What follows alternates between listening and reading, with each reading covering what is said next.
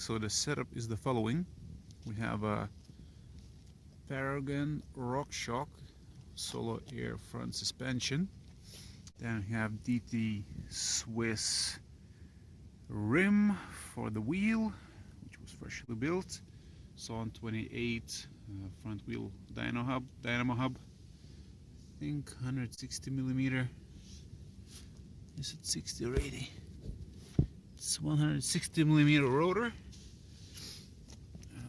with of course, with a through axle going to the hub to the other side.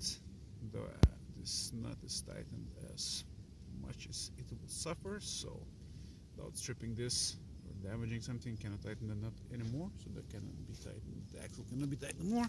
And here we have the TRP Spire brake caliper. And yeah, so once I engage the front brake, the front caliper, then what happens is that if I look at the front, the wheel seems to be shifting to the left side of the fender. So that's my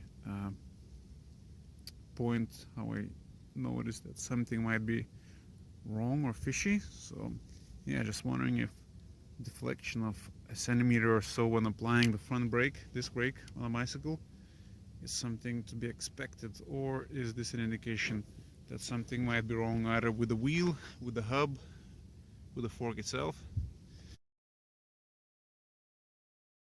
You can see that when I apply this brake pretty hard, is that the wheel shifts to the left. I'm just wondering how much of this I should be expecting.